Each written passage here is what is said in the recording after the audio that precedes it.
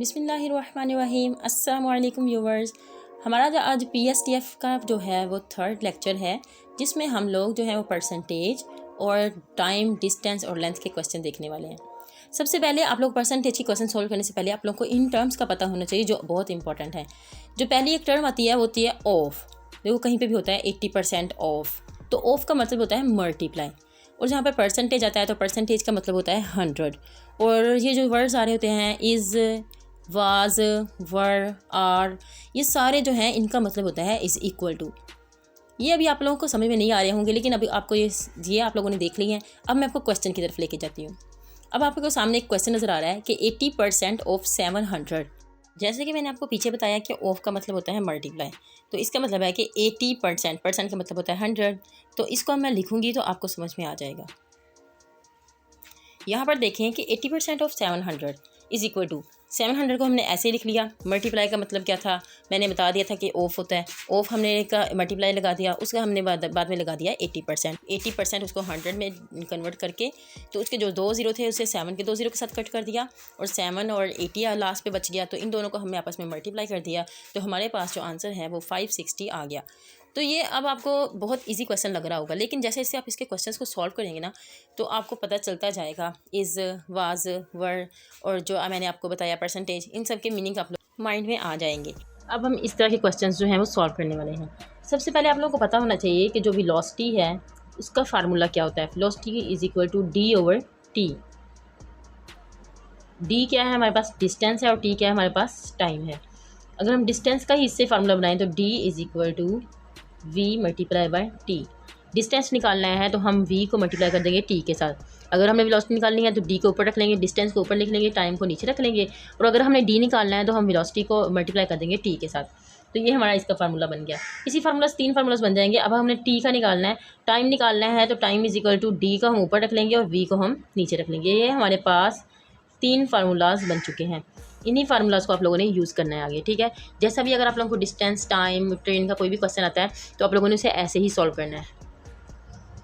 Okay, अब हमारे पास ये एक क्वेश्चन है। वो कहता है कि दो ट्रेन्स हैं ए और बी। वो दोनों ट्रेन्स जो हैं वो दो स्टेशन से स्टार्ट हुई हैं एक ही टाइम पर, जो कि 200 किलोमीटर्स दूर हैं एक दूसरे से।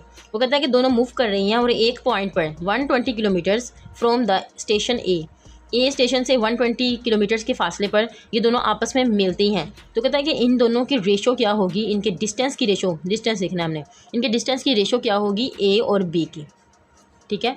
Cover of A and B, कितना इन्होंने डिस्टेंस कवर किया है, इन दोनों की रेशो निकालनी है, डिस्टेंस भी नहीं निकालना। ये एक कन्फ्यूजन क्वेश्चन है, आप लोगों को पहले इसलिए करवा रही हूँ, आप लोगों को इसकी गहराई का पता चले कि ये क्वेश्चन कैसे हैं। चलिए सबसे पहले हम लोग मान लेते हैं कि जो दो ट्रेन थी, ये ए ट्रेन है और ये बी ट्रेन है। ये जो दोनों ट्रेन हैं इनके दोनों के दरमियान उसने डिस्टेंस क्या बताया, 200 किलोमीटर। तो 200 किलोमीटर हम लोग लिख लेंगे। अब उसने कहा कि जो ए ट्रेन के स्टेशन जो है, ये ए ट्रेन के 120 किलोमीटर के फासले पर, 120, इसके 120 किलोमीटर के फासले पर ये दोनों जो हैं वो मिलती हैं। तो बी का हम लोगों ने डिस्टेंस मालूम करना है, और इसका तो हमें पता है कि 120 है, लेकिन बी का हमें नहीं पता। तो हमने सबसे पहले क्या करना है कि हमने ए जो पास टोटल डिस्टेंस आ गया था 200, उसमें से हम 120 को माइनस कर देंगे।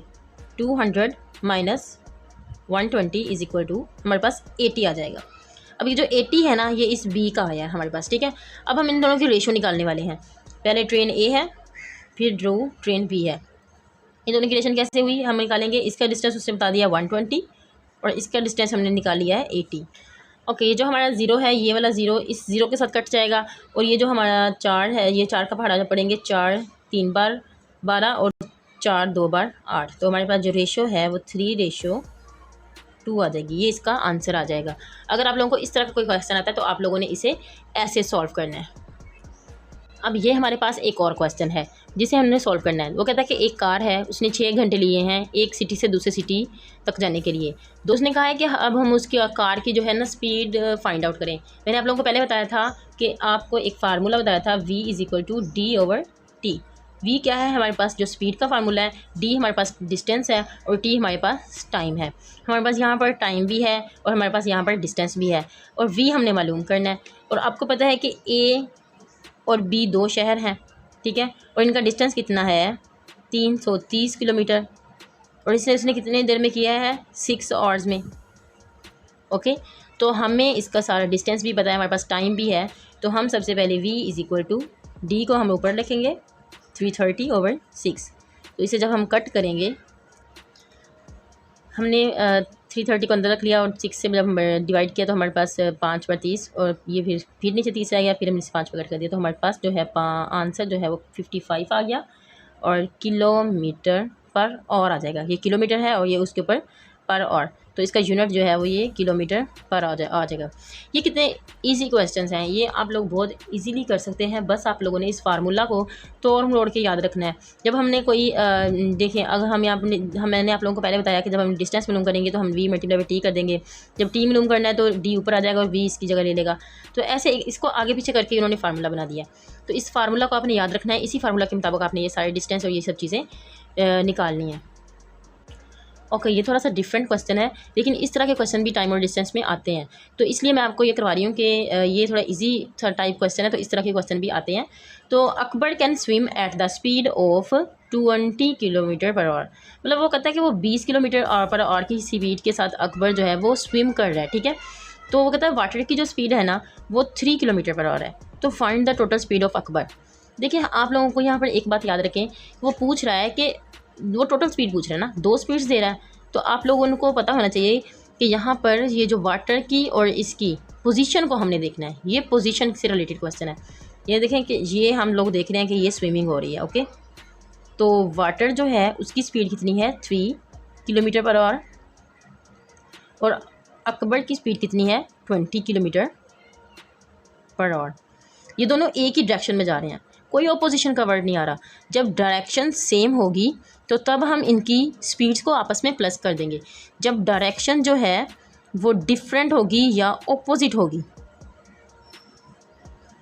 तो हम जो है वो माइनस कर देंगे। अगर हमारे पास ये डायरेक्शन इनकी ऑपोजिट होती तो हम 20 में से 3 को माइनस कर देते, लेकिन यहाँ पर डायरेक्शन जो है वो सेम है। तो हम क्या करेंगे कि हम इन दोनों की स्पीड को a प्लस असलम की और वाटर की जो स्पीड है इन दोनों को प्लस कर देंगे। तो हमारे पास आ जाएगा 3 + 20, तो हमारे पास 23 किलोमीटर पर आवर की जो ये स्पीड आ गई है, ठीक है, 23 किलोमीटर पर आवर।